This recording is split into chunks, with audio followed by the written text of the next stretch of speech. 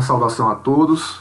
Meu nome é Paulo Olegário, eu sou o oficial de registro do 4º Registro de Imóveis do Recife. Em primeiro lugar, gostaria de agradecer o convite do Tribunal de Justiça de Pernambuco, através da sua presidência e da Corregedoria Geral da Justiça, para que eu pudesse dar minha contribuição nesse importante projeto chamado Projeto Moradia Legal.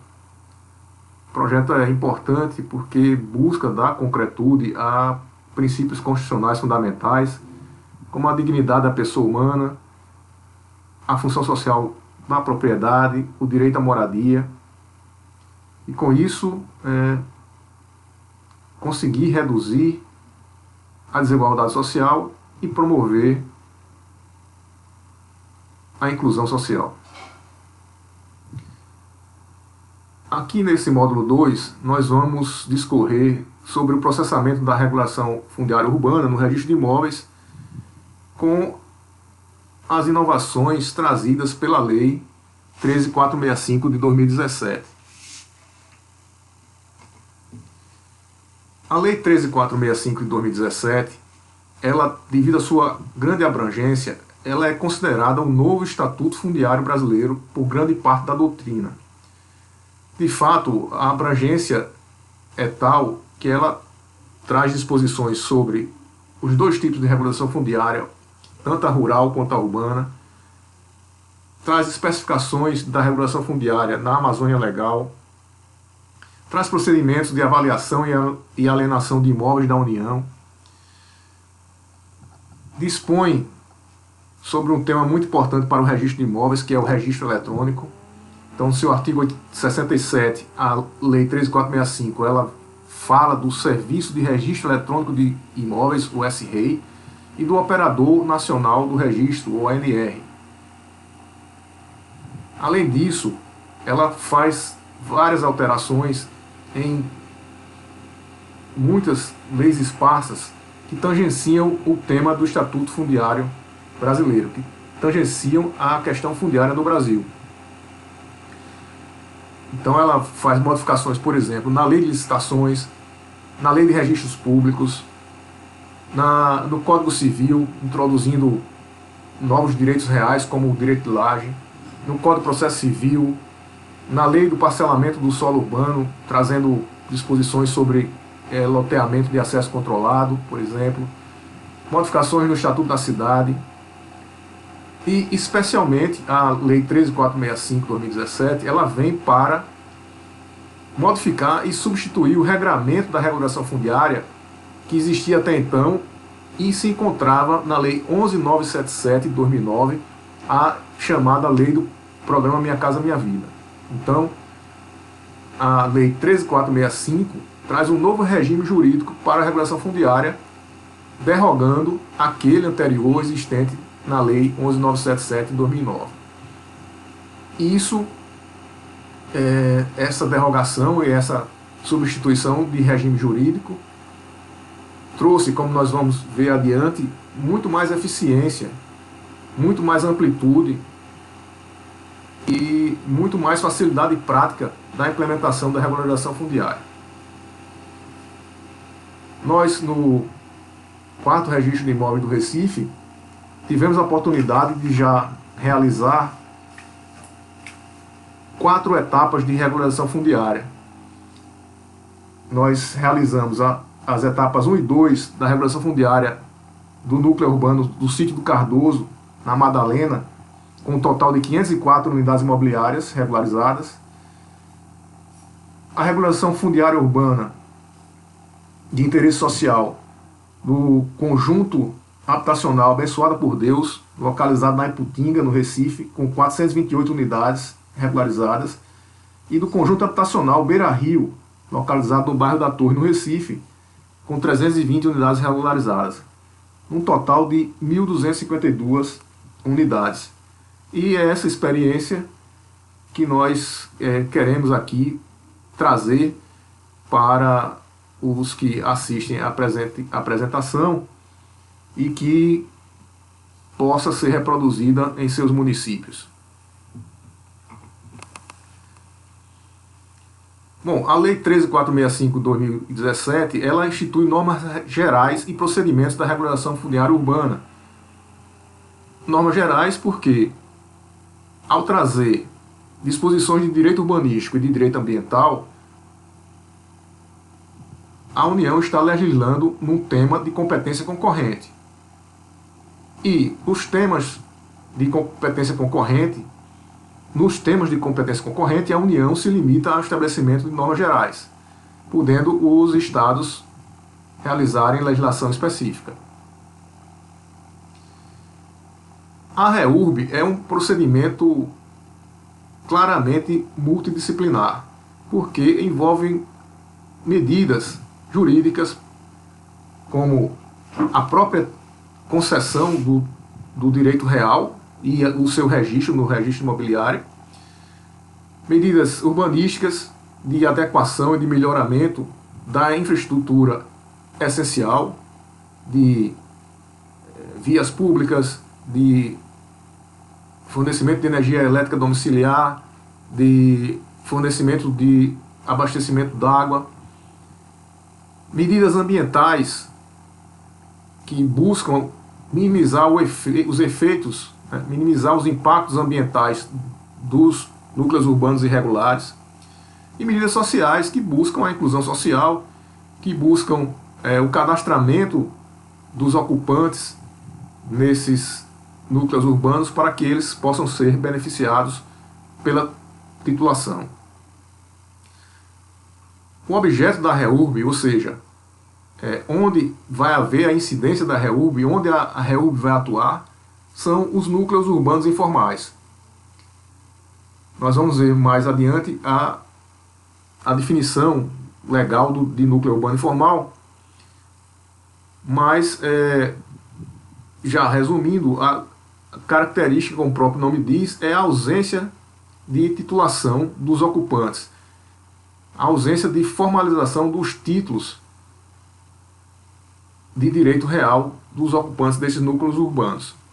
E qual que seria o objetivo da REURB? É justamente modificar essa característica de informal, fazendo com que os núcleos urbanos informais sejam incorporados ao ordenamento territorial urbano, sejam incorporados à cidade formal, com a respectiva titulação dos seus ocupantes e o registro desses direitos reais que foram obtidos com a regularização fundiária urbana no registro de imóveis. Ou seja, ao titular os ocupantes e registrar esses títulos no registro de imóveis, está se dando a eles segurança jurídica, formalização do seu direito real. E com isso, muitos benefícios virão tanto para os ocupantes, como para o município, como para toda a sociedade. É claro que um direito real registrado faz com que o seu beneficiário possa ter acesso ao crédito, por exemplo, realiza também a valorização desse imóvel, porque ele vai ficar sendo passível de negociação de modo formal, bem como, do ponto de vista do município, permite o cadastramento desses imóveis para fins de planejamento, de intervenções urbanísticas e também para fins tributários, especialmente relativos aos tributos IPTU e ITBI. No regramento antigo da regularização fundiária, que era estabelecido pela Lei 11.977 de 2009, se usava a expressão assentamento irregular. E na nova regulação, na atual, esta expressão deu lugar à expressão núcleo urbano informal. E não há uma diferença simplesmente de denominação. Existem repercussões práticas na mudança e na definição desses conceitos. Então, no regulamento anterior, trazido pela Lei 11.977 de 2009, assentamentos irregulares eram ocupações inseridas em parcelamentos informais ou irregulares localizadas em áreas urbanas públicas ou privadas utilizadas predominantemente para fins de moradia. O que chama a atenção nesse conceito é que, para ser objeto da regulação fundiária, os assentamentos irregulares teriam que estar localizados em áreas públicas ou privadas, mas em áreas urbanas, públicas ou privadas. Urbanas no sentido de que não poderiam estar localizados em áreas rurais. E o fim dessas unidades imobiliárias a serem regularizadas teria que ser fins de moradia. Ou seja, não abrangia assentamentos urbanos que tivessem fins outros, como os fins industriais ou fins comerciais. Já no novo regramento, o núcleo urbano ele é um assentamento humano com uso e características urbanas, constituído por unidades imobiliárias de área inferior à fração mínima de parcelamento prevista na Lei 5.868, de 12 de dezembro de 72, independentemente da propriedade do solo, ainda que situado em área qualificada ou inscrita como rural. Então, no novo regramento, mesmo que o que importa não é a localização, mas sim o fim, a utilização, o uso daquele núcleo urbano. Se esse núcleo urbano, mesmo ele estando numa área inscrita como rural, fora da área urbana do município, ele pode ser objeto de regulação fundiária urbana, né? Desde que as unidades imobiliárias sejam inferiores, como sempre são, essas que têm destinação urbana, que essas unidades imobiliárias tenham dimensões inferiores à fração mínima de parcelamento. Então, em resumo, o que ocorreu foi que o objeto da regulação fundiária, na nova regulação da Lei 13.465, passou a ser o núcleo urbano. Ele vai além daquele outro de assentamento irregular da legislação da Lei 11.977 de 2009 e permite que núcleos urbanos existentes em áreas rurais, como é o caso, né, dos distritos, nos municípios do interior do estado existem distritos que são fora da área urbana do município, mas que tem aquele pequeno núcleo urbano com funções urbanas, características urbanas. E esses distritos agora poderão ser objeto de regulação fundiária urbana. O núcleo urbano informal, ele é aquele clandestino ou irregular ou no qual não foi possível realizar por qualquer modo a titulação de seus ocupantes, ainda que atendida a legislação vigente à época de sua implantação ou regularização. Então, no fim das contas, o núcleo urbano será informal desde que não haja o registro do título de seus ocupantes no registro de imóveis. Então não haja a formalidade trazida pelo registro de imóveis. E o núcleo urbano informal será consolidado quando ele for de difícil reversão, naquelas situações em que já não se pode voltar à situação anterior à existência do núcleo urbano informal. Isso vai ser avaliado pelo município. E aí mais uma modificação da 13465 de 2017, porque no regramento anterior existiam alguns critérios objetivos para definir se seria ou não de difícil reversão. Agora, essa avaliação, se é ou não de difícil reversão, fica mais discricionária e mais subjetiva de avaliação por parte do município. É mais um empoderamento do município no processo de regulação fundiária, que a gente vai verificar que isso foi uma constante na Lei 13.465 de 2017. O município passa a ter um papel extremamente preponderante na regulação fundiária. Então, em resumo, o objeto da regulação fundiária é o núcleo urbano informal. A característica principal desse objeto, desse núcleo urbano informal, é a ausência da titulação dos seus ocupantes registrada no registro de imóveis. E o objetivo é justamente titular e registrar esse título no registro de imóveis, para tirar o caráter de núcleo urbano informal, torná-lo um núcleo urbano formal e gozar de todos os benefícios dessa formalidade e dessa segurança jurídica.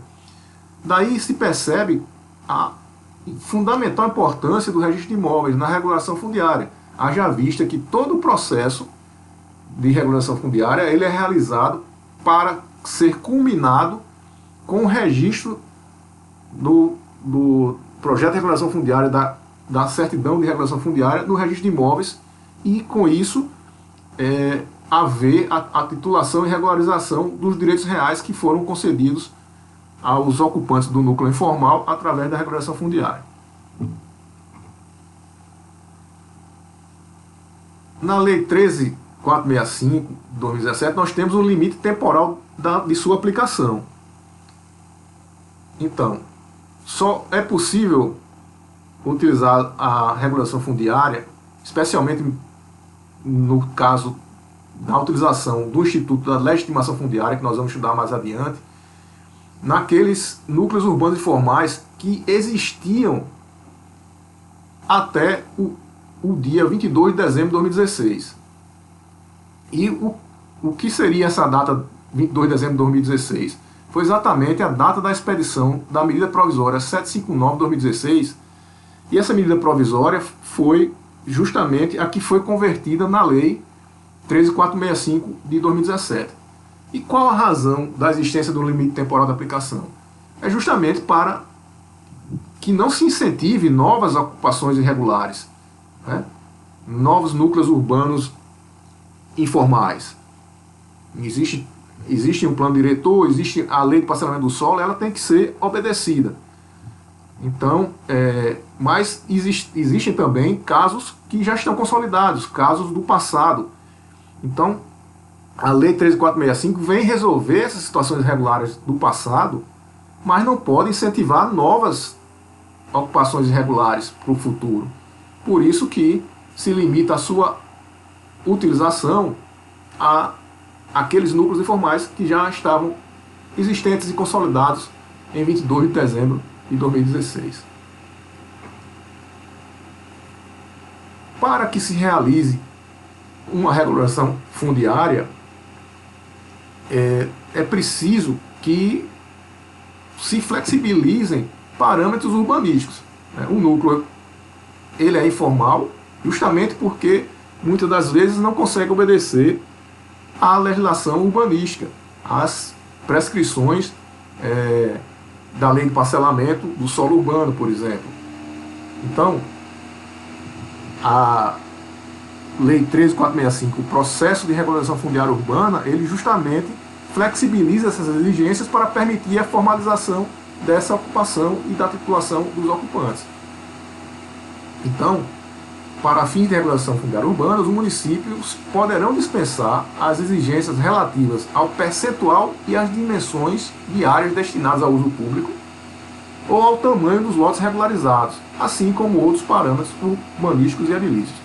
Então a gente vê, por exemplo, na questão das dimensões das áreas destinadas ao uso público, que a lei de parcelamento do solo urbano, a lei 67.66 de 1979, ela diz que as áreas destinadas a sistemas de circulação, implantação de equipamento urbano e comunitário e os espaços livres de uso público, eles serão proporcionais à densidade de ocupação prevista pelo plano diretor. Então, esse regramento ele pode ser flexibilizado para fins de regularização fundiária urbana, conforme nós vimos no artigo 11, parágrafo 1º acima. Outra situação também diz respeito a que a lei do parcelamento do solo urbano de 1979, ele estabelece que os lotes eles devem ter uma área mínima de 125 metros quadrados e com a frente mínima de 5 metros. Se você encontra um lote num núcleo urbano informal que vai ser objeto de regulação fundiária com dimensões inferiores a essas previstas na lei de parcelamento do solo urbano, é possível ainda assim fazer a sua regularização porque esses parâmetros estão sendo flexibilizados. Da mesma forma, existem uma série de regramentos para a ocupação em áreas de proteção ambiental e áreas de risco. Aqui também é possível fazer a regulação fundiária nessas situações de área de proteção ambiental e áreas de risco, só que as exigências são maiores. Nos casos de área de preservação permanente, área de unidade de conservação e uso sustentável, área de proteção de mananciais, é preciso que seja feito todo um estudo técnico pelo corpo competente ambiental que justifique as melhorias ambientais em relação à situação informal anterior. Então é preciso que haja obras, que haja algum tipo de intervenção do município para que se melhore a situação anterior, ambiental anterior, e com isso se promova a regularização. Do mesmo modo, ocupações em áreas de risco geotécnico, ou seja, áreas de risco de desabamento, encosta de morro, áreas passíveis de inundações e outros riscos, né, especificados em lei, é possível sim fazer a regulação fundiária, mas também ela vai depender de estudos técnicos para se verificar a possibilidade da eliminação desses riscos ou de sua correção ou administração, né? Se não for possível essa correção, será necessário que haja a realocação dos ocupantes desse núcleo urbano a ser regularizado. Então pode ser que haja um núcleo urbano que vai ser objeto da REURB e que parte desse núcleo urbano ele esteja numa área de risco. Então, se o município conseguir fazer intervenções que administrem esse risco, ou reduzam, ou eliminem, é perfeito. Essa área pode ser objeto da regularização. Caso não, a área sob risco, as pessoas que estão ocupando a área sob riscos, elas teriam que ser realocadas e a regularização prosseguir em relação às unidades mobiliárias fora da situação de risco. Bom, as modalidades previstas na Lei 13.465 de REURB, elas são duas principais e explícitas, que constam do artigo 13 da lei, que são a REURB de interesse social, o REURB-S, que é aquela regulação fundiária que se aplica aos núcleos urbanos informais ocupados predominantemente por população de baixa renda, assim declarados em ato do Poder Executivo Municipal. Então o município vai fazer um estudo daquele núcleo urbano e vai verificar se predominantemente, ou seja, é possível inclusive que haja ocupações por parcela da população que não seja de baixa renda, mas se a predominância é de população de baixa renda, o município vai declarar que aquele núcleo urbano ele é objeto de REURB de interesse social.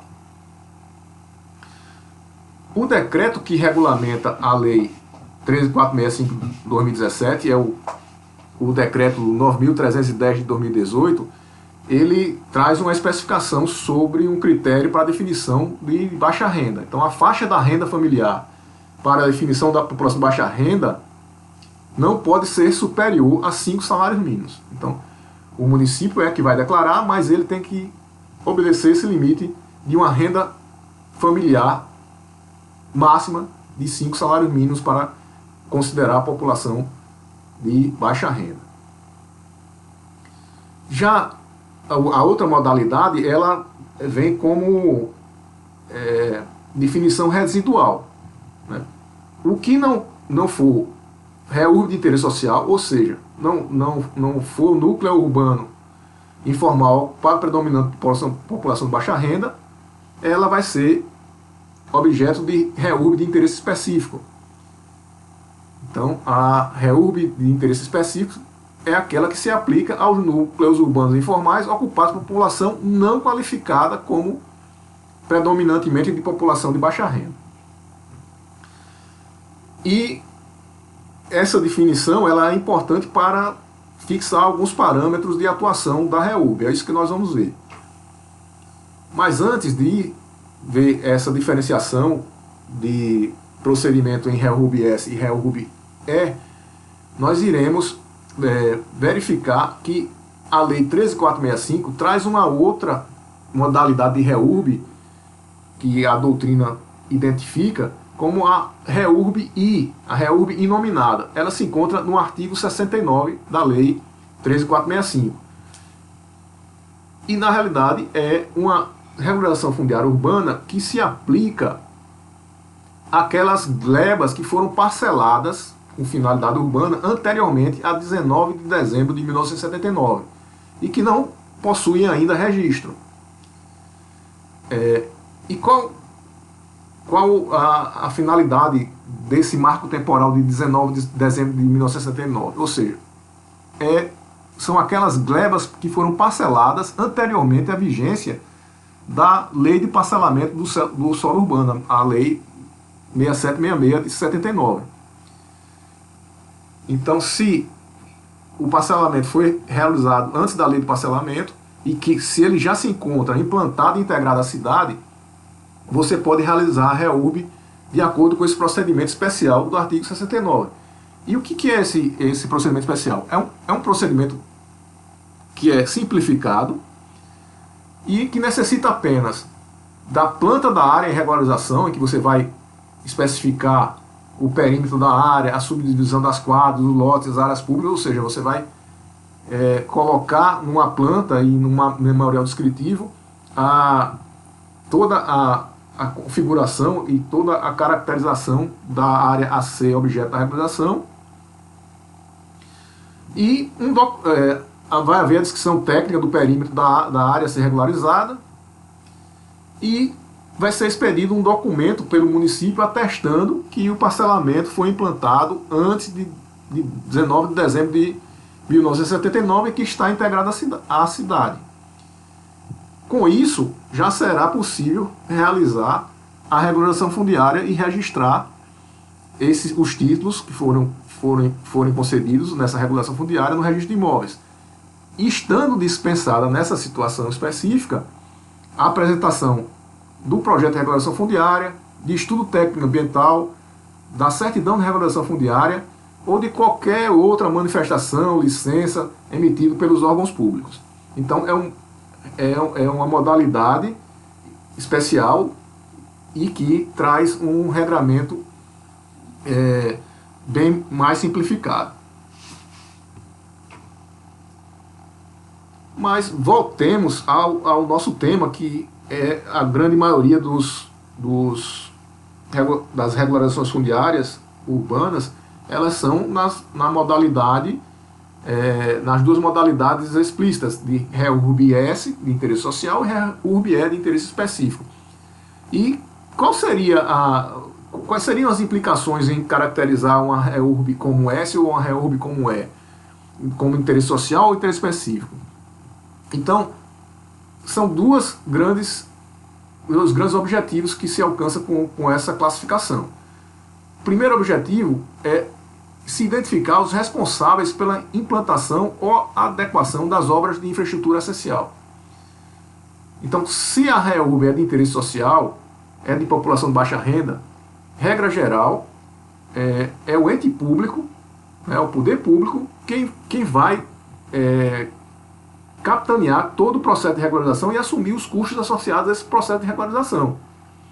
Então, na REURB-S, caberá ao poder público competente, diretamente ou por meio da administração pública indireta, implementar o quê? A infraestrutura essencial, os equipamentos comunitários, as melhorias habitacionais, e ele vai arcar com os ônus da manutenção desses equipamentos e dessa infraestrutura. Porque é um assentamento, é um núcleo urbano de ocupação de pessoas com predominância de pessoas de baixa renda, e aí há um interesse todo público de custear e regularizar esse núcleo urbano. Já aqueles outros núcleos urbanos que não são ocupados por população predominantemente baixa renda, que são objeto da REURB-E. E na REURB-E, de interesse específico, regra geral, esses custos são assumidos pelos beneficiários da regularização fundiária urbana. Muito embora até o município possa, em determinadas situações, realizar essas obras, ele fica com a possibilidade de exigir a contraprestação pecuniária pelas obras que ele realizou no caso da REURB-E, da REURB de interesse específico, que é aquela em que o núcleo urbano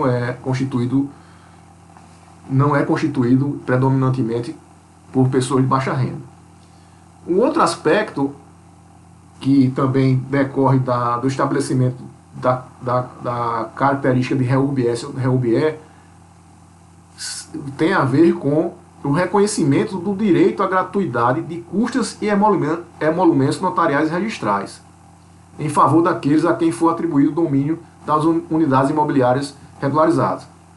Então, haverá isenção de custos e emolumentos apenas na REURB-S, na REURB de interesse social, na REURB em que o núcleo urbano é ocupado predominantemente por população de baixa renda.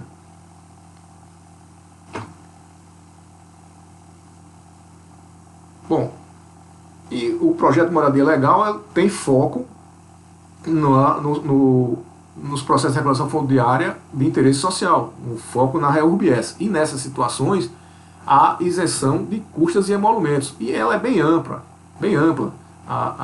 essa isenção, né? O primeiro registro da REURB-S, ela com isenção de custas, registro da legitimação fundiária, registro do título de legitimação de posse e sua conversão em título de propriedade. Ou seja, tem uma lista de isenções aqui no artigo 13, parágrafo 1º, inclusive o fornecimento de certidões do registro, né, desses atos todos que estão aqui elencados, desses 8 incisos, eles são gratuitos. Para compensar a atuação do registro de imóveis, né, que vai, obviamente, despender esforços de utilização de sua mão de obra, de sua estrutura, né, para realizar o registro da regulação fundiária, e que vai ser realizada sem contraprestação, pelo menos no primeiro momento, a lei ela se preocupou com o estabelecimento do fundo de compensação. Então, no artigo 73, a lei diz que os estados devem criar e regulamentar fundos específicos para compensar total ou parcialmente os custos referentes aos atos registrais da REURB-S, né, previsto nessa lei. Esses fundos, que devem ser criados e regulamentados pelos estados, assim que eles forem criados e regulamentados, eles poderão acessar a recursos do Fundo Nacional de Habitação de Interesse Social. Fundo este que foi criado pela Lei 11.124 de 2005. Né? E aí o Estado vai firmar um termo de adesão junto ao Poder Executivo Federal para que esses fundos específicos destinados à compensação possam ter acesso a esses recursos do Fundo Nacional. Outro aspecto bastante relevante trazido pela Lei 13.465 diz respeito aos tributos que normalmente incidem nas transmissões de imóveis, né? Os tributos e as penalidades tributárias que normalmente elas ocorrem quando há uma transmissão de um bem imóvel. No caso tanto da REURB-S quanto da REURB-E, não há a incidência desses tributos. Não incide, por exemplo, o ITCMD, no caso, por exemplo, da doação, né? Suponha que a regularização fundiária vai ser feita com a doação das unidades imobiliárias que estariam numa área pública, por exemplo, do município para os beneficiários.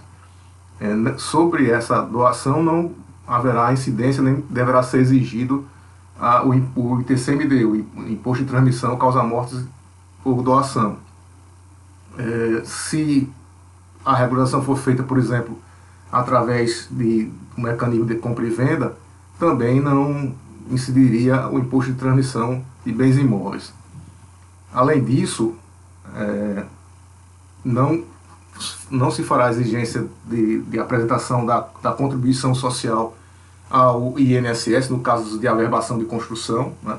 Especialmente aquelas até 70 metros quadrados, mas no estado de Pernambuco, recentemente, houve também a liberação de exigência de, em quaisquer casos, de apresentação da contribuição social do INSS para essa situação de averbação de construção. Não serão exigidos, por exemplo, taxas municipais, nem certidões de quitação, de IPTU, de outros tributos para que seja realizada a regulação fundiária urbana. Então, assim, o artigo 13, parágrafo 2º e o 44, parágrafo 3º são bastante claros, no sentido de que os atos, né, que trata o artigo 13, que são todos aqueles atos da regularização fundiária, eles independem da comprovação do pagamento de tributos ou penalidades tributárias, sendo vedado ao oficial do registro de imóveis. Então essa norma é dirigida ao registro de imóveis exigir a sua comprovação. Então não pode haver uma nota devolutiva fundamentada na não apresentação do ITBI ou do ITCMD ou a da comprovação da regularidade tributária.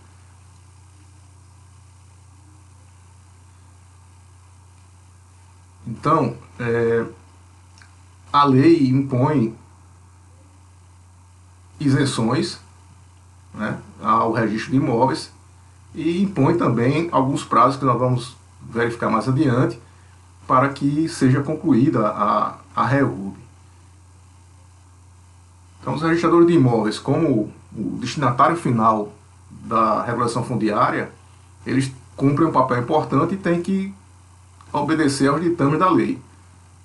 Para tanto, a lei estabelece, obviamente, penalidades caso essas disposições normativas legais não sejam cumpridas pelos registradores de imóveis. E essas penalidades elas são graduadas de acordo com a gravidade do descumprimento e, eventualmente, a sua reincidência. E elas vão seguindo uma lista gradativa de aumento de penalidade, né? Então, inicia-se, por exemplo, com multa, penalidade de multa, que pode ir até um valor de R$100.000, a penalidade de repreensão, suspensão por 90 dias prorrogável por mais 30, e se esgotadas todas essas penalidades, ainda assim o registrador fique recalcitrante, poderá haver até a perda da delegação. Então, muito importante o empenho dos registradores no sentido de obedecer às prescrições da Lei 13.465 e evitar estas penalidades e contribuir com o processo de regularização fundiária. No artigo 14, a Lei 13.465 traz o rol de legitimados para requerer a regularização fundiária urbana. Então, regra geral, a REURB ela inicia a partir do requerimento, mas não é qualquer um que pode fazer esse requerimento. Existem os legitimados por lei. Esses legitimados estão elencados dos 5 incisos aí do artigo 14. Em primeiro lugar estão os entes públicos, os entes federativos e suas entidades da administração pública indireta. Então, a União, primordialmente nos imóveis da União, os estados nos imóveis do Estado, o Distrito Federal e os municípios, eles podem requerer a REURB. E também as entidades da administração direta desses entes públicos. Por exemplo, no Recife, a regularização fundiária do conjunto Beira Rio, na Torre, ela foi requerida pela URB Recife, a autarquia de urbanização do Recife. No inciso 2, no inciso 2º do artigo 14, nós verificamos que os beneficiários da regularização fundiária urbana podem também ser o requerente do seu início, né? Então, algum ocupante daquele núcleo urbano ou os vários ocupantes podem requerer ao ente público que inicie, ao município que inicie o processo de regulação fundiária urbana. E isso pode ser feito de maneira direta ou, no caso de um requerimento coletivo, por meio de entidades que representem esses beneficiários, como cooperativas habitacionais, associações de moradores, organizações sociais.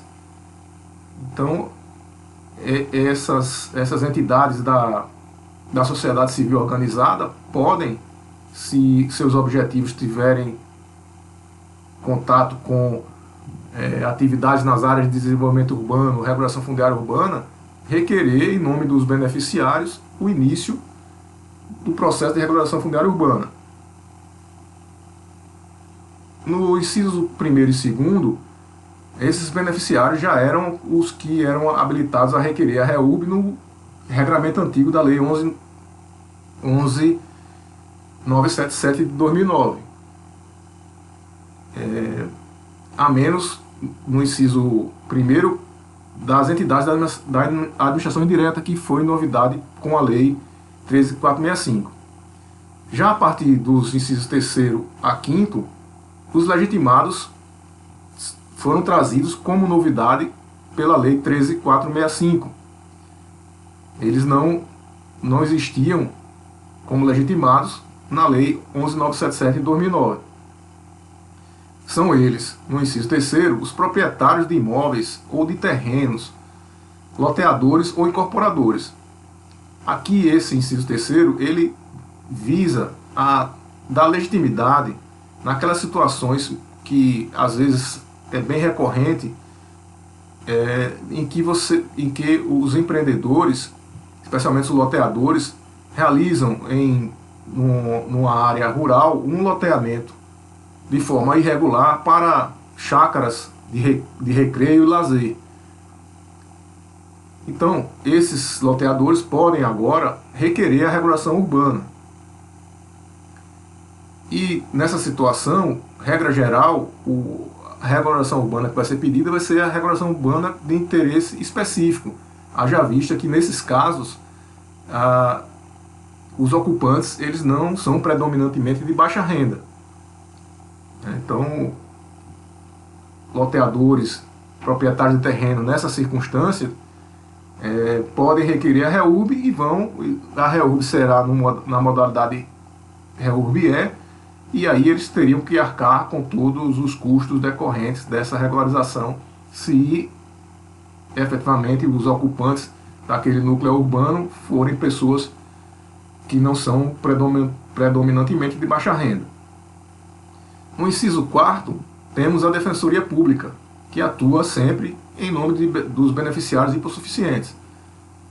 Então, a Defensoria Pública está legitimada a requerer a REURB. E também outro ente público muito importante, que é o Ministério Público, ele se capacita, se legitima a requerer o início da regulação fundiária urbana.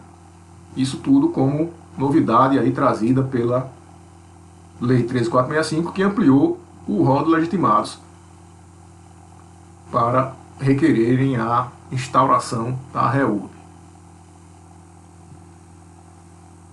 Já no artigo 15 da Lei 13.465, há uma lista exemplificativa de vários instrumentos jurídicos, vários institutos jurídicos que estão à disposição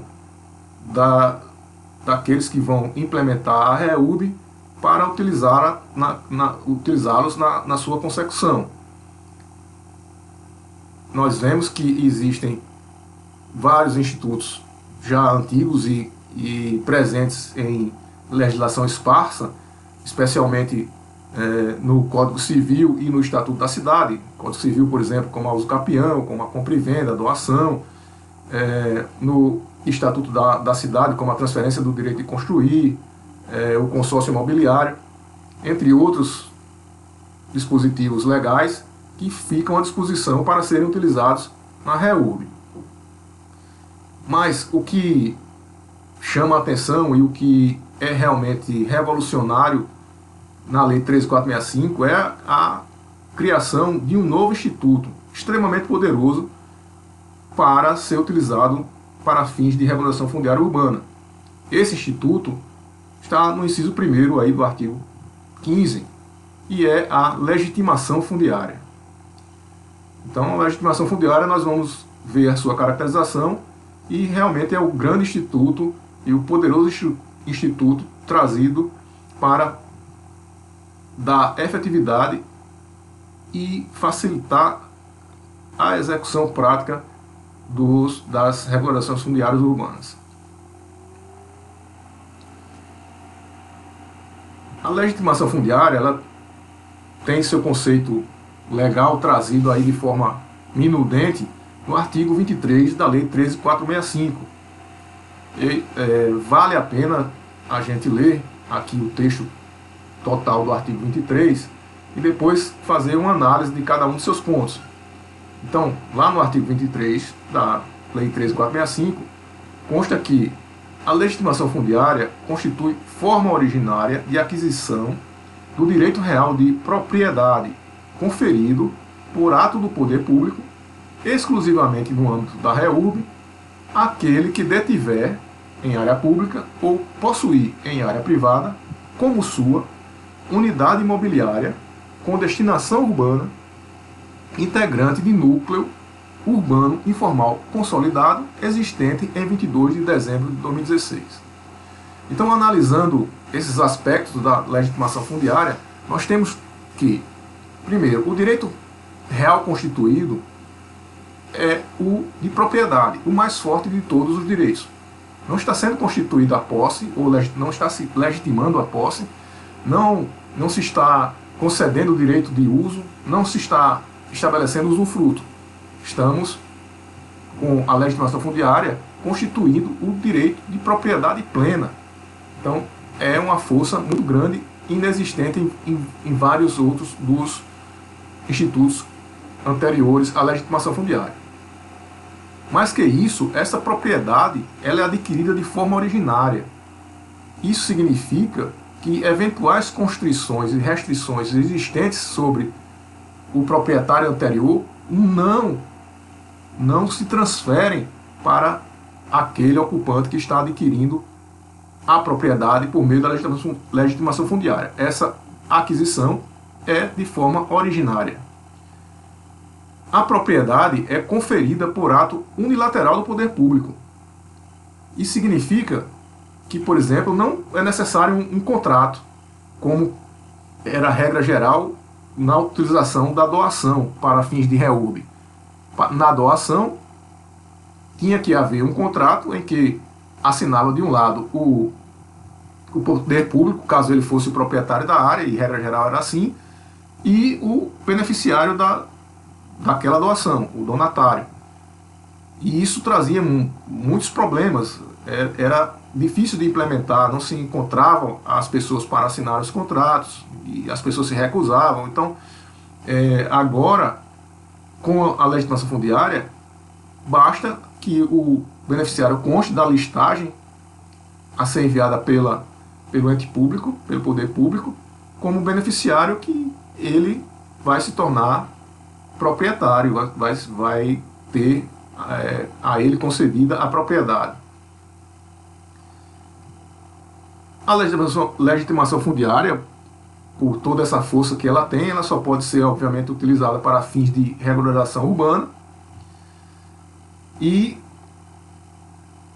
ela pode ser utilizada tanto em área pública quanto em área privada. Então, o poder público pode conceder legitimação fundiária de imóveis seus, bem como aqueles imóveis de propriedade privada em que haja um núcleo urbano informal consolidado. A detenção por parte do ocupante, a detenção em área pública ou a posse em área privada, ela precisa ter o caráter de animus domini, ou seja, com ânimo de dono, com intenção de dono. Então, a pessoa que detém o imóvel naquela área pública, ou a pessoa que exerce a posse numa área privada, ela tem que exercer tal posse ou tal detenção como se dono fosse.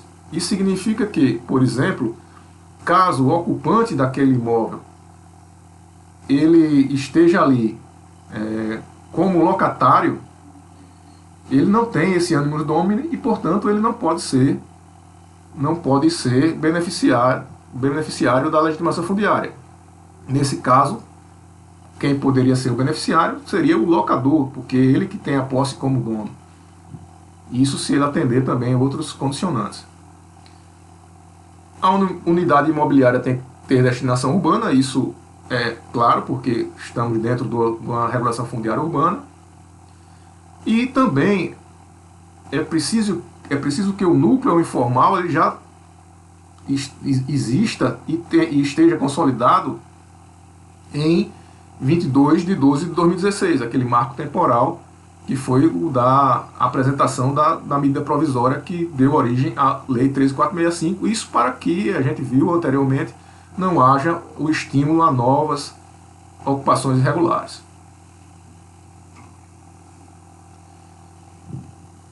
Na legitimação fundiária, especialmente na regulação fundiária de interesse social, então existem condicionantes. Então esses condicionantes são apenas para legitimação fundiária ocorrida em processo de regulação fundiária urbana de interesse social. Esses condicionantes são os seguintes: o beneficiário da legitimação fundiária ele não pode ser concessionário, foreiro ou proprietário de imóvel urbano ou rural. Ou seja, esse teria que ser o primeiro imóvel, a que título fosse.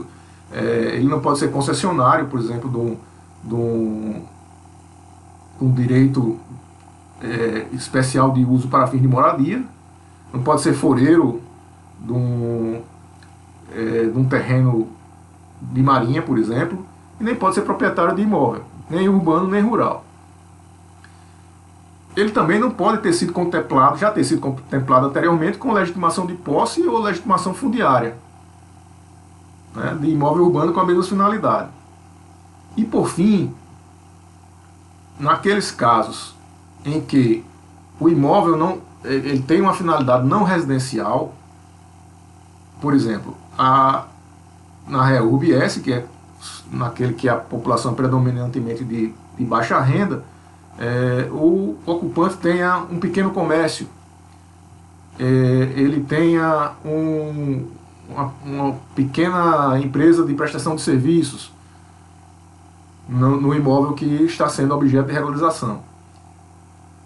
Para que ele possa ser beneficiário da legitimação fundiária, é preciso, nesses casos de finalidade não residencial, que o interesse público da ocupação daquele imóvel com finalidade não residencial seja expressamente reconhecido pelo poder público, que a sua existência, a existência desse interesse público. Então, se coloca para imóveis com finalidade não residencial um requisito a mais de que aquele imóvel está atendendo o interesse público. E quem vai verificar isso e reconhecer expressamente é o poder público.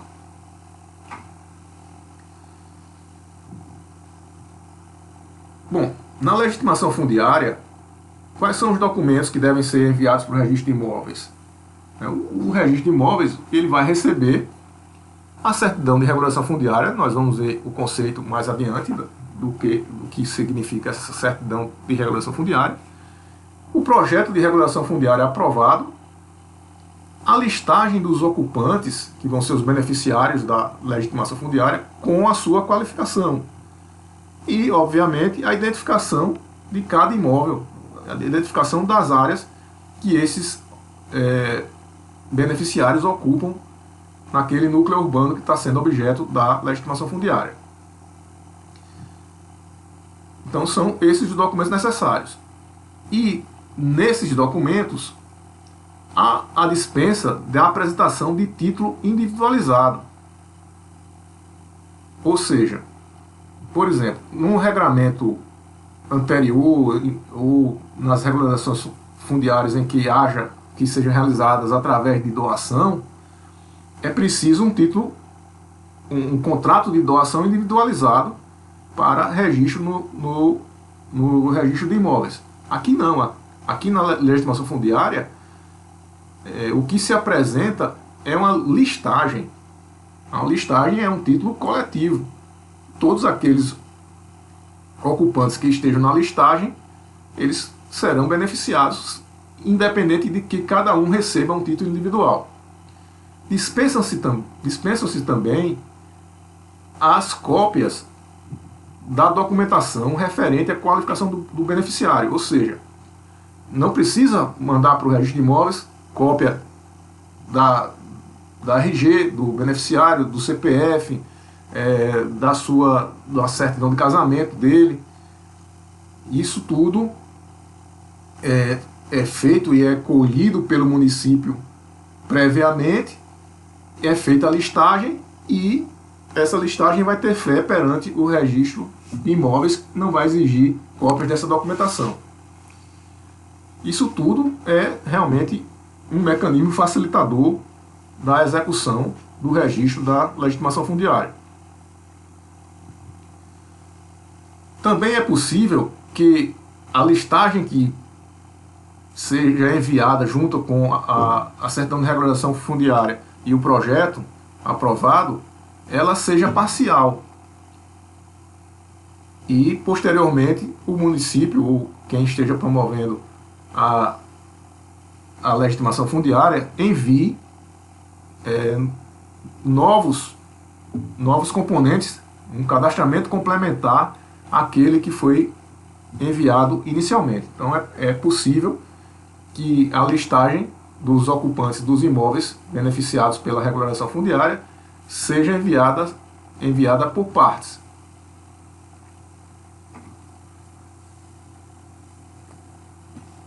E aqui no artigo 41 nós temos o conceito da certidão de regularização fundiária.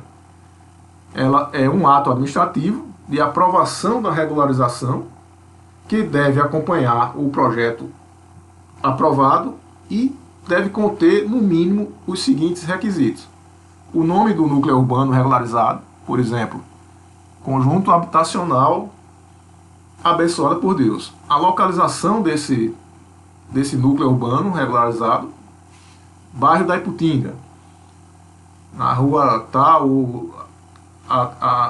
as confrontações, a localização de onde se encontra o núcleo urbano a ser regularizado. A modalidade da regularização, se REURB é, se REURB S.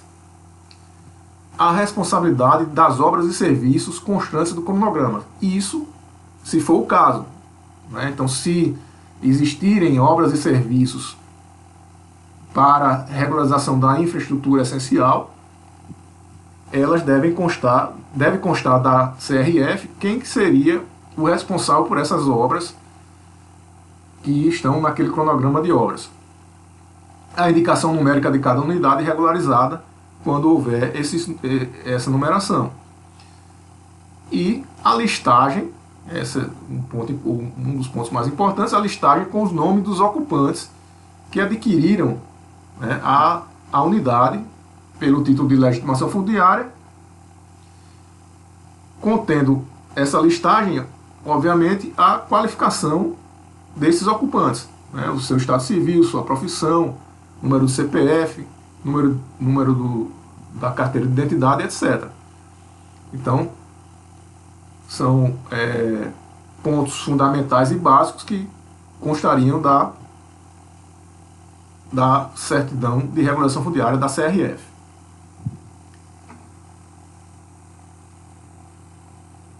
Ao lado, nós falamos aqui da legitimação fundiária, que foi um instituto novo e poderoso, como nós acabamos de ver, mas ao lado dela também existe a legitimação de posse. A legitimação de posse não é novidade da 13465.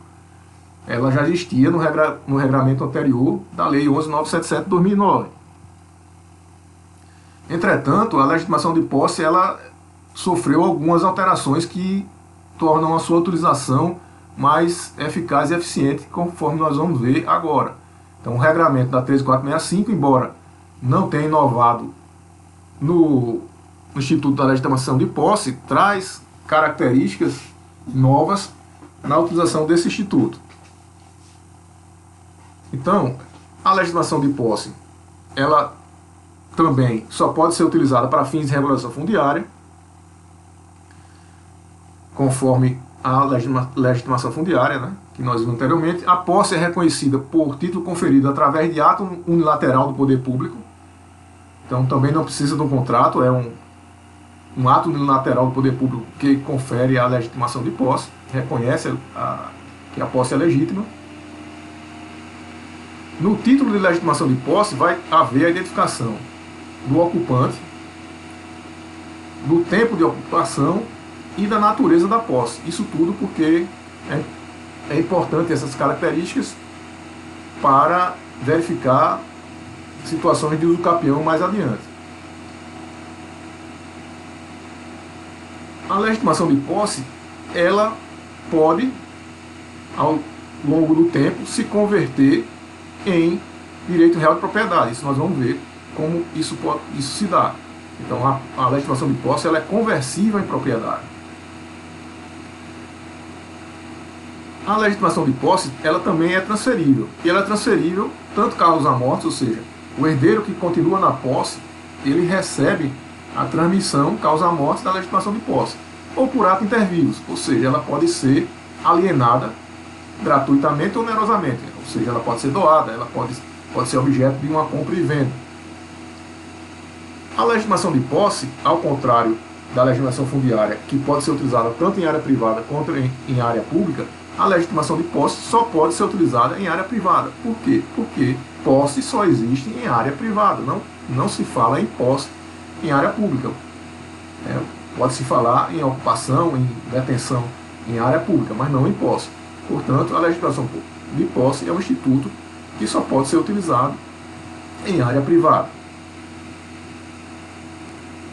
E aqui vem a grande novidade e empoderamento desse instrumento, legitimação de posse, trazido pela Lei 13465 de 2017, que é a conversão automática em propriedade. Então, sem prejuízo dos direitos decorrentes do exercício da posse mansa e pacífica no tempo, aquele em cujo favor foi expedido o título de legitimação de posse, decorrido o prazo de 5 anos, passados 5 anos do registro dessa legitimação de posse, ele terá a conversão automática da legitimação de posse em título de propriedade, desde que tenha as condicionantes atendidas, né,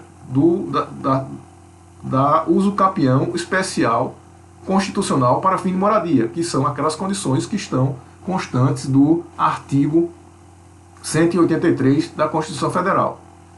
E essa conversão, após os 5 anos e atendidos esses termos de condições, ela ocorrerá independentemente de prévia provocação ou prática de um ato registral. Então, passou-se o prazo, atendeu-se às condições do artigo 183 da Constituição Federal, automaticamente a legitimação de posse se convola, se transforma em propriedade. Isso é o que a doutrina vem chamando de uso capião tabular automática. Tabular por quê? Porque é algo que constava na tábula imobiliária, no registro de imóveis, e que tinha uma natureza de legitimação de posse e passará a ter automaticamente a característica de direito real de propriedade.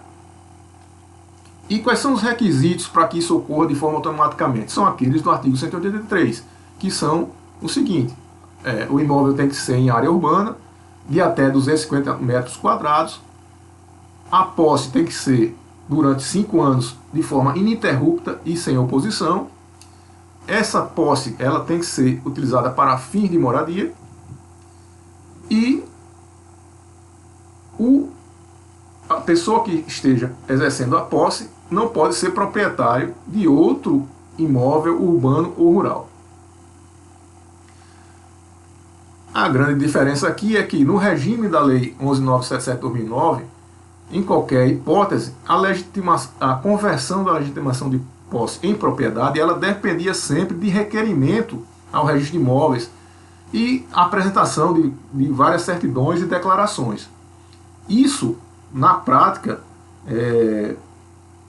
se verificou que não ocorria, não tinha efeito prático, porque, regra geral, essas pessoas que são beneficiárias da REURB, da legitimação de posse, elas não têm muito conhecimento jurídico e tem uma série de limitações que impedem que elas tenham uma postura mais ativa de requerer o registro de imóveis, de ir atrás dessas certidões e declarações. E, de fato, o que ocorria é que a legitimação de posse era concedida e quase nunca alguém ia individualmente requerer a sua conversão em propriedade. Agora, se essa legitimação de posse ela foi dada numa unidade imobiliária que não atenda aos requisitos do artigo 183, ou que o ocupante também não atenda essas condições do 183 da Constituição Federal, isso não impede a sua conversão em propriedade. Mas, nesse caso, essa conversão não será automática. Ela vai depender da satisfação dos requisitos de outras modalidades de uso capião. Ou seja, ele não poderá usar a uso capião especial constitucional urbana para fim de moradia, mas pode usar a uso capião extraordinária ou a uso capião ordinária, a depender lá da sua situação concreta. Além disso, nesses casos em que não são aqueles casos contemplados pelo artigo 183 da Constituição, a conversão da legitimação de posse em propriedade ela vai depender de requerimento ao registro de imóveis. Então vai ter que se abrir no registro de imóveis um pequeno procedimento de uso capião para o reconhecimento dessa uso capião e a transformação da legitimação de posse em propriedade. A conversão de legitimação de posse em propriedade, ela também constitui forma originária de aquisição da propriedade. Isso significa que os ônus e constrições que existam em relação ao proprietário anterior, eles não se transferem para o novo proprietário que adquiriu a propriedade através da conversão da legitimação de posse em propriedade. O artigo 28 da Lei 13.465, ele traz as fases da regularização fundiária urbana. Então nós verificamos que são exatamente 7 fases por que passa a regularização fundiária urbana. E verificamos que as fases de 1 a 6, as 6 primeiras fases, elas são de competência ou do legitimado para requerer a REURB ou do município para a aprovação do projeto, a expedição da CRF. E o registro de imóveis participa apenas na última fase, na 7ª e última fase, que é o registro da certidão de regulação fundiária e do projeto de regulação fundiária aprovado no cartório de registro de imóveis em que se situe a unidade imobiliária com destinação urbana regularizada.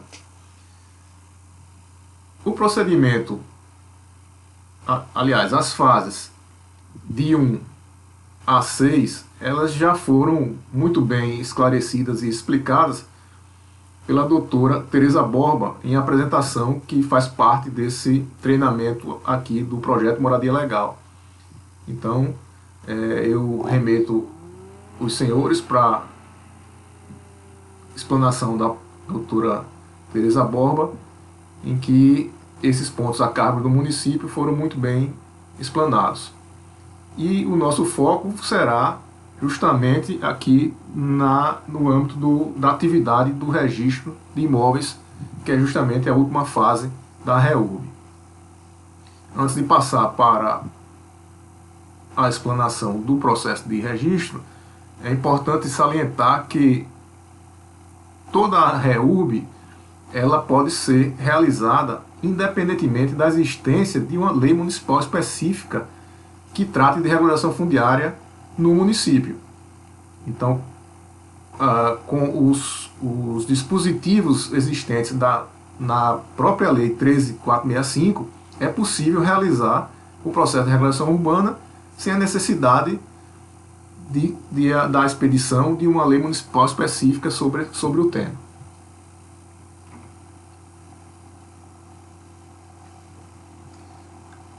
No artigo 42, nós temos que o registro da certidão de regulação fundiária e do projeto de regularização fundiária que já vem aprovado junto com a CRF, ele vai ser requerido diretamente ao oficial do cartório de registro de imóveis da situação daquele imóvel. E esse requerimento ele vai ser efetivado independentemente de determinação judicial ou de pronunciamento do Ministério Público. O que significa? Significa que todo o processo de regularização fundiária ele é um processo extrajudicial. Não há participação do Poder Judiciário nem do Ministério Público. Na primeira fase, ela é protagonizada pelo município, pelos legitimados a requererem. E a sua última fase, que é a sua finalização com registro, ela é realizada pelas serventias extrajudiciais de registro de imóveis.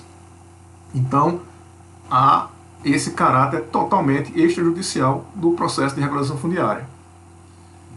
O parágrafo único do artigo 42, ele traz aquilo que é o corriqueiro em qualquer processo de qualificação de um título que é protocolado para exame no registro de imóveis. Então, esse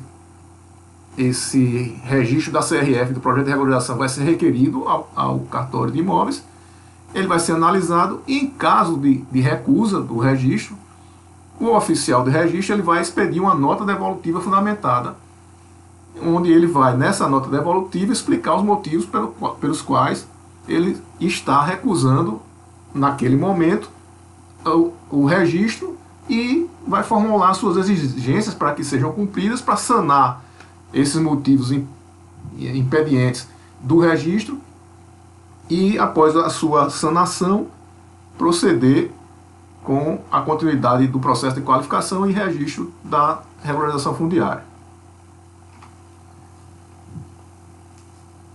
Então, ao receber a CRF, o oficial do registro vai prenotar, ou seja, vai abrir um protocolo no livro 1, referente a esse processo de regularização fundiária, vai fazer um processadozinho, uma autuação, tá, com todos os documentos, o projeto, a CRF, a listagem, e vai instaurar o procedimento registral. O que seria instaurar o procedimento registral?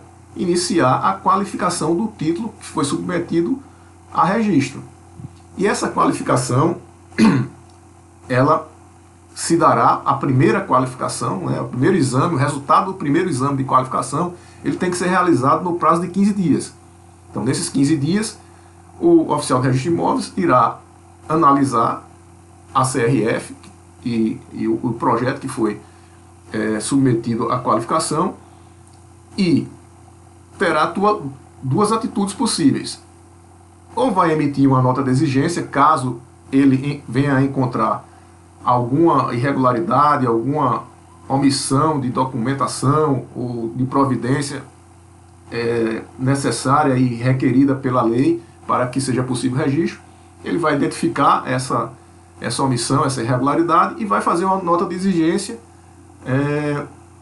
para que o interessado, no caso, regra geral, o município no registro da CRF, venha a sanar essas irregularidades.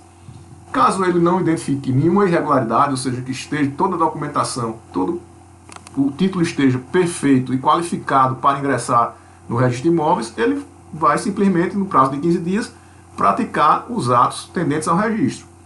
Vai fazer efetivamente o registro daquela regularização fundiária. O registro do projeto de regulação fundiária, quando ele é aprovado, ele vai implicar a abertura de uma nova matrícula quando for o caso. E quando é que é o caso? Quando essa área que está sendo objeto de regularização, ela abrange mais de uma matrícula. Quando você faz a sobreposição da área que vai ser regularizada com as matrículas existentes no registro de imóveis, ela está se sobrepondo a várias outras matrículas. Então, nesse caso, que é quase que 100% a hipótese de todos os casos, porque as áreas de regularização elas são muito grandes, então elas, regra geral, abrangem mais de uma matrícula, o registrador de imóveis ele vai abrir uma nova matrícula com toda a área objeto da regularização, né, que essa área vai estar delimitada no projeto de regularização fundiária com coordenadas georreferenciadas. Então vai estar toda a descrição da área e do seu perímetro georreferenciado ali no projeto de regularização fundiária. Então, com essa descrição e no memorial descritivo desse projeto, o registrador de imóveis vai estar apto a descrever essa poligonal do imóvel a ser regularizado e abrir uma matrícula com essa grande área. Também a aprovação do projeto de regulação fundiária ela vai implicar na abertura de matrículas individualizadas para os lotes e áreas públicas resultantes do projeto de regularização aprovado. Ou seja, ao registrar o projeto de regulação fundiária, vai haver mecanismos de transmissão e de divisão daquela área em imóveis individuais que serão transferidos para os beneficiários. Então, as casas, as lajes, os condomínios urbanos simples, as edificações, eventualmente algum imóvel com destinação não residencial, tudo isso vai estar descrito e vai ter associado um beneficiário por aquele imóvel no projeto de regularização fundiária. E aí é preciso que esses imóveis que vêm daquela área maior, que seria a área mãe, e são individualizados e concedida a propriedade, no caso da legitimação fundiária ou qualquer outro direito real, é preciso que esses imóveis individuais eles tenham suas matrículas individuais abertas. E nessas matrículas individuais que são abertas, é preciso que se registre o direito real que foi indicado ali na CRF. Então, se a laje situada na rua tal, número tal, ela foi, por legitimação fundiária, concedido o direito de propriedade para o fulano de tal. Essa concessão da propriedade ela vai ser registrada no primeiro registro dessa matrícula individual que será aberta. Então, regra geral, o processo se desenrola com a abertura de uma matrícula maior, que seria chamada a matrícula mãe, em que se descreve toda a área, se registra nela a CRF, e a partir do registro da CRF vai se fazer a abertura das matrículas individualizadas constantes daquela área maior, e nessas matrículas individualizadas vai ser registrado o direito real que foi concedido, ou a propriedade através da legitimação fundiária, ou a legitimação de posse através da legitimação de posse, e assim sucessivamente.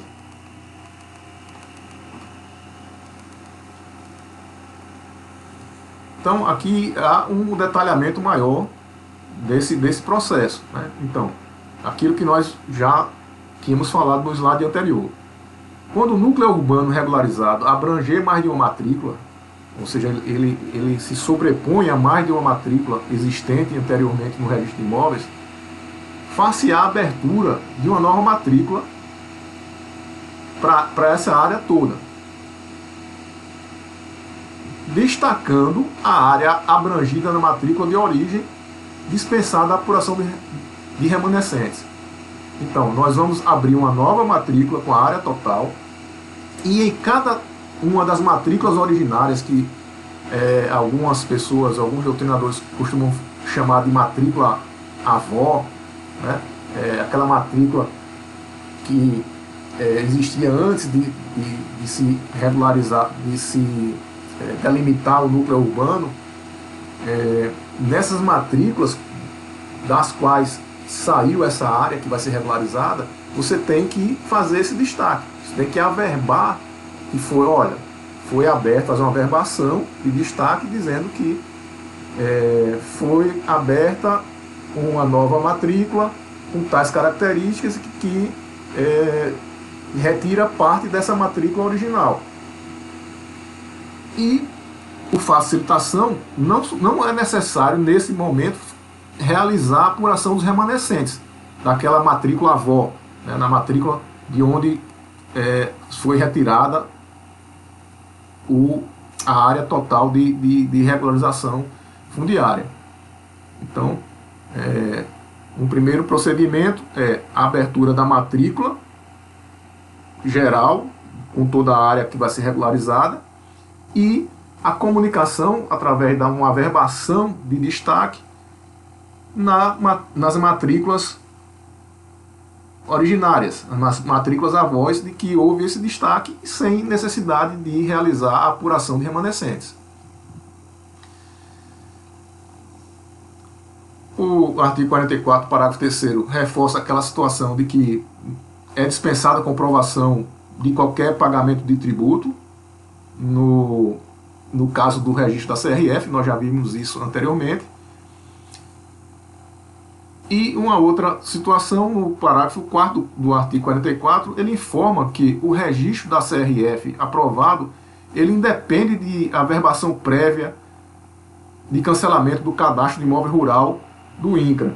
Ou seja, se a regularização fundiária urbana ela está sendo realizada numa área que ela originalmente é cadastrada como rural no INCRA, para que eu realize esse registro da regularização fundiária, eu não preciso previamente fazer o cancelamento do imóvel rural. Eu posso fazer essa regulação fundiária e nós vamos ver adiante, só posteriormente ao registro eu comunico ao INCRA que foi realizado isso para que ele atualize o seu cadastro.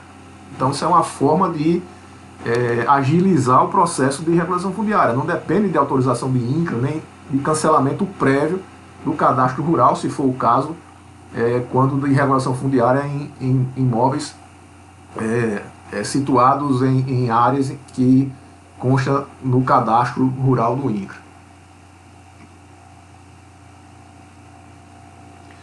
Aqui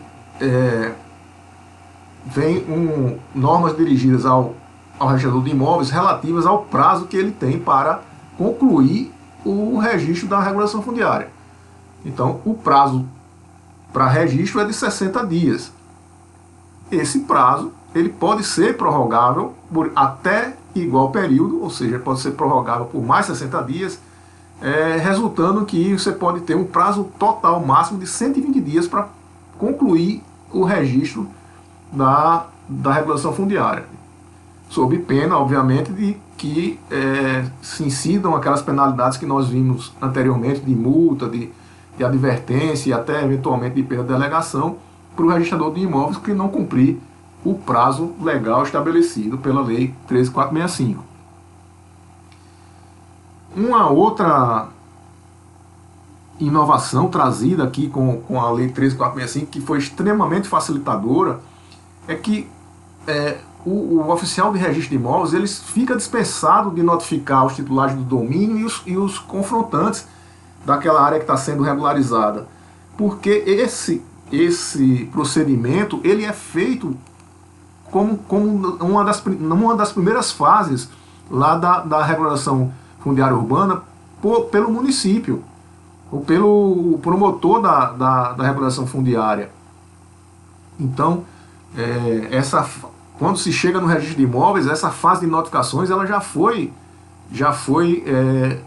solucionada e já foi cumprida pelo município. Então o município ele vai na CRF, ele vai informar que procedeu a essa notificação dos titulares do domínio e dos confinantes e que eventualmente lançou editais e não houve nenhuma impugnação.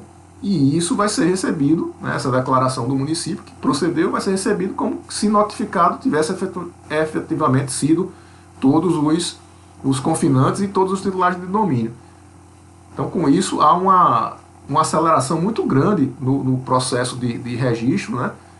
E também tem um aspecto importante que no regramento da lei anterior, 11977, existia a necessidade prévia do processo de demarcação urbanística. Então, e que aqui na lei 13465 ela é dispensada, né? Então, quando havia a necessidade de prévia demarcação urbanística, o município fazia toda a demarcação da área e levava para o registro de imóveis, para o registro de imóveis fazer a notificação.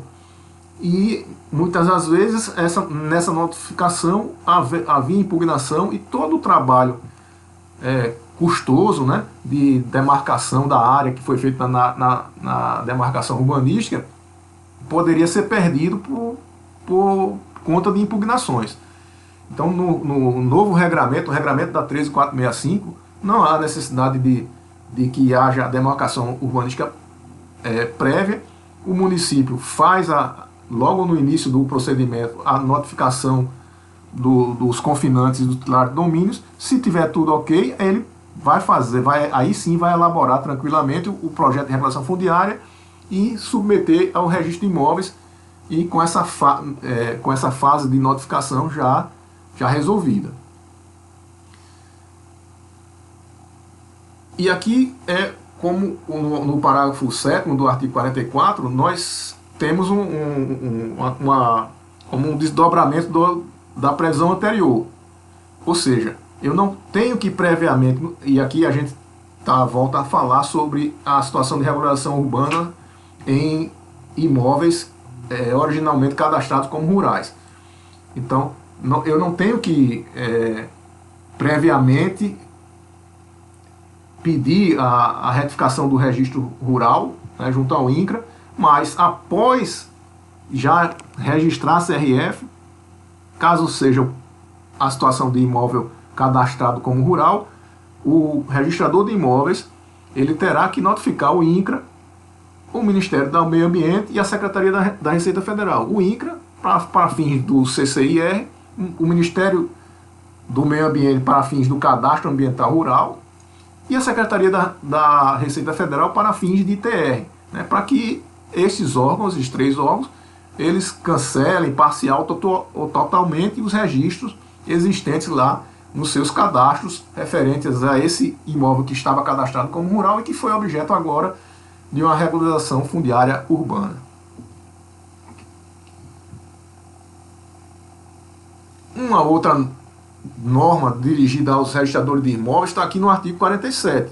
Ele diz o seguinte, que os padrões dos memoriais descritivos, das plantas e das demais representações gráficas, inclusive as escalas adotadas e outros detalhes técnicos, seguirão as diretrizes estabelecidas pela autoridade municipal ou distrital competente, as quais serão consideradas atendidas com a emissão da CRF. Isso significa o quê? Olha, senhor registrador de imóveis, não venha a expedir notas devolutivas por questões de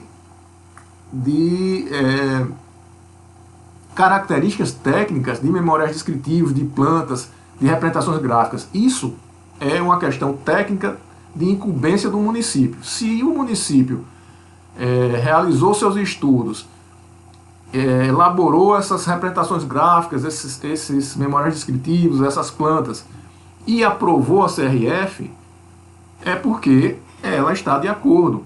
Você não pode se imiscuir nesses detalhes técnicos, né?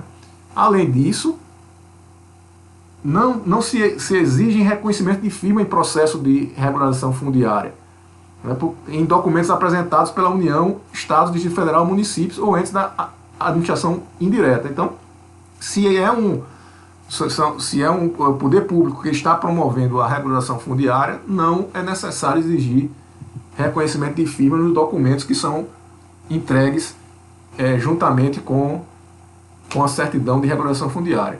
Então são dispositivos da 13465 que vêm colaborar com a aceleração do processo de registro e com a desburocratização desse processo de registro. A gente já viu que é possível fazer regulação fundiária de conjuntos habitacionais, né, existem condomínios lá, edilícios, nesses conjuntos habitacionais. O artigo 48 diz que, ao registrar a certidão de regulação fundiária, eu estou instituindo e especificando o condomínio, porque nela já vem a descrição das unidades, etc., toda a conformação espacial desse condomínio. Então, o registro produz o efeito de instituição e especificação do condomínio. E, em relação à necessidade de convenção do condomínio, a lei deixa facultada que os condôminos realizem essa convenção condominial, a aprovem e posteriormente vá registrar no registro de imóveis. Ocorre que, pela experiência prática, nós vemos que é bastante importante que, nesse momento de registro da CRF, já se elabore a convenção do condomínio e se faça o registro dessa convenção do condomínio.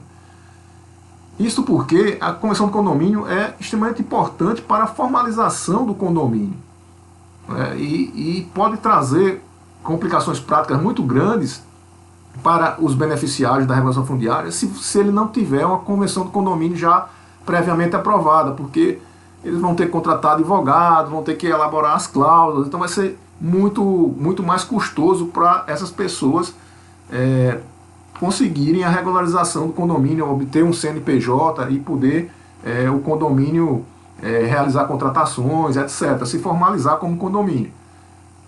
Então, apesar da faculdade de que essa convenção do condomínio possa ser feita posteriormente, o que nós temos feito nas regulações fundiárias em conjuntos habitacionais que nos tem sido apresentado é já oferecer ao município uma minuta de convenção do condomínio. Porque, regra geral, ao se fazer a regulação fundiária, toda a área ela pertence ao município. Então, antes de haver a abertura das matrículas individuais, o município ele é o proprietário único do condomínio. Então, ele próprio, unilateralmente, pode fazer a convenção do condomínio. E nós fornecemos a minuta dessa convenção do condomínio, o município faz as modificações que entender cabíveis e ele próprio e unicamente assina a convenção do condomínio, e isso é registrado no livro 3 e comunicado nas unidades imobiliárias abertas, nos apartamentos, vamos dizer assim, em todas as unidades desse condomínio. Com isso, já se facilitou bastante a vida daqueles beneficiários da regularização fundiária. Então, é muito recomendável que o próprio município ele já traga a convenção do condomínio, mesmo havendo essa possibilidade de que isso possa ser feito posteriormente.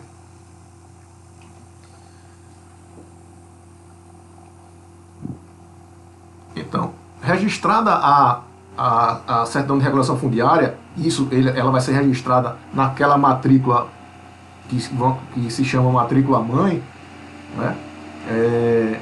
É preciso que se abra as matrículas individuais para cada uma das unidades imobiliárias que estão sendo regularizadas. E aí a gente vai fazer a abertura dessas matrículas das unidades imobiliárias e registrar o direito real que foi obtido pela aquele ocupante do núcleo informal, né? Então, se foi uma legitimação fundiária, nós vamos registrar essa legitimação fundiária na matrícula da unidade imobiliária regularizada, que vai conferir o direito de propriedade para aquele adquirente, que consta na listagem que existe na certidão de regulação fundiária. Nós vamos mostrar em outra apresentação posterior a essa, que é mais teórica e voltada para os aspectos da lei, nós vamos mostrar nessa próxima apresentação exemplos de como nós realizamos a abertura tanto da matrícula mãe, da área total, como das matrículas filhas, das unidades imobiliárias, registro de convenção de condomínio, o registro de direito real de laje, de condomínio urbano simples. Isso tudo vai ser objeto de uma outra apresentação em que nós vamos trazer os modelos e vai ficar mais claro como é que é procedida tanto a abertura da área mãe, como a abertura das matrículas filhas e os registros que são realizados, também a averbação do destaque nas chamadas matrículas avós. Tudo isso vai ser objeto de uma outra apresentação que nós vamos realizar. Bom, com o registro da CRF, automaticamente se incorporam ao patrimônio público as vias públicas, as ruas, né? As áreas destinadas ao uso comum do povo, as praças que eventualmente venham a existir ali, os prédios públicos, como creches, posto de saúde, lavanderia, às vezes existe comunitária, e outros equipamentos urbanos, na forma em que eles estão ali indicados no projeto de regulação fundiária. Caso haja requerimento do município, o oficial de registro pode abrir a matrícula para essas áreas que tenham ingressado no domínio público. Isso tem sido regra geral, né, de que na prática, nos processos de regulação fundiária, esses prédios públicos, como a escola, como o posto de saúde, já se abra a matrícula em nome do município. Isso é importante, tem questões, repercussões práticas importantes para o município, porque, por exemplo, no caso de uma escola ou de um posto de saúde, a obtenção de recursos junto ao governo federal, de convênios, etc., eles passam pela existência da comprovação da propriedade daquele prédio, daquela escola, por parte do município. Então é importante, já na regulação fundiária, que os prédios públicos eles sejam tenham as suas matrículas abertas em nome do município. E aquelas unidades desocupadas e não comercializadas, elas terão as suas matrículas abertas em nome do titular originário do domínio da área. Então, se por acaso um conjunto habitacional tem um determinado apartamento que não tem ocupação, ele vai ser aberto no nome do titular originário. Regra geral, o titular originário é o titular da área maior, que, por exemplo, nas regulações fundiárias que foram feitas na minha circunscrição em Recife, era da titularidade do município. Então, se ela está desocupada e o titular originário é o município, ela vai ser aberta ali ainda na propriedade do município. Posteriormente, ele pode fazer uma regulação fundiária ou uma doação de acordo com a sua conveniência em momento posterior. Então, essa a nossa apresentação, e nós vamos dar continuidade com um aspecto mais voltado para a prática em outra apresentação, em que nós vamos fazer uma explanação dos registros e das aberturas de matrículas que são decorrentes desses projetos de regulação fundiária urbana. Eu agradeço a atenção de todos. Esse material vai ficar disponível para vocês, tanto o vídeo quanto os slides, a apresentação no PowerPoint, e espero ter de alguma forma contribuído para esclarecer algumas dúvidas, e me coloco à disposição no 4º Registro Imóvel de Recife para quaisquer dúvidas e a colaboração que for necessária. Agradeço mais uma vez o convite e a oportunidade que me foi dada pelo Tribunal de Justiça de Pernambuco, por sua presidência, e pela Corregedoria Geral da Justiça. Muito obrigado.